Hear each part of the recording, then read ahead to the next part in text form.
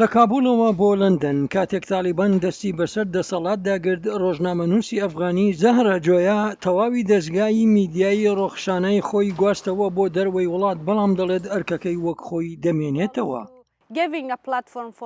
ئێمە پلتفۆرمێک بۆ ژنانی ئەفغانی دابین دەکەین بۆ ئەوەی چیرۆکی خۆیان بنووسن، هەتا ئەوان دیدگاکانیان ئەزمموی ژیانیان لە ئەفغانستان بنووسن و هەروەها باس لە خەونەکانیان بکەن.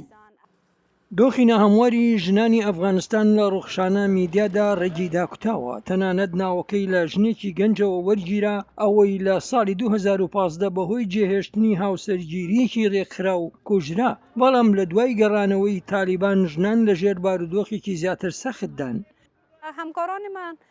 هاوکاریەکانمان لەناو ئەفغانستان هەوڵ دەدەن راپۆرتی واقعەکانی ئەو شتانە بگەیەنن ئەوانەی بەسەر ژنان و خەڵکی ئەفغانستان دادێت.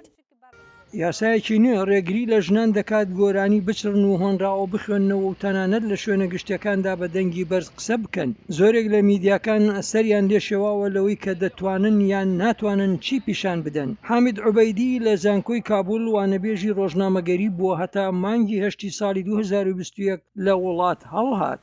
زه فکر کوم په اگزایل کې چې کوم رسانې جوړ شوي نەبکەم وایە شیانی هاوکاری لە نیوان میدیای دەربەدەری ئەفغانی تازە دامەزرا و نێوان میدیای نیودەوڵەتیدا هەیە. لەلایەکەوە ئەوە یارمەتیان لە ڕووی داراییەوە دەدات بەو پێی دەتوانن ناوەڕۆکی بابەتەکانیان بفروشن. لەلایەکی دیکەوە ئەوە یارمەتیان لە ڕۆماڵکردنی پرسەکانی ئەفغانستان لە میدیاکانی نیودەوڵەتیدا دەدات.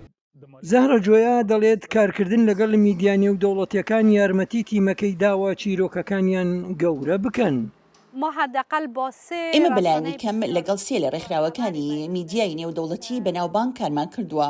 یەکێک لەوانە ڕۆژنامەی گاردیانە کە لە بەریتانیا دەردەچێت، هەروەها لەگەڵ گۆڤاری تایم و پرۆژەی فۆڵەر کارمان کردووە کە تایبەتن بە ژنان. ئەم سەرکەوتنانە هەمووی دەرئەنجامی ماندووبوونی هاوکارەکانمانە لە ئەفغانستان.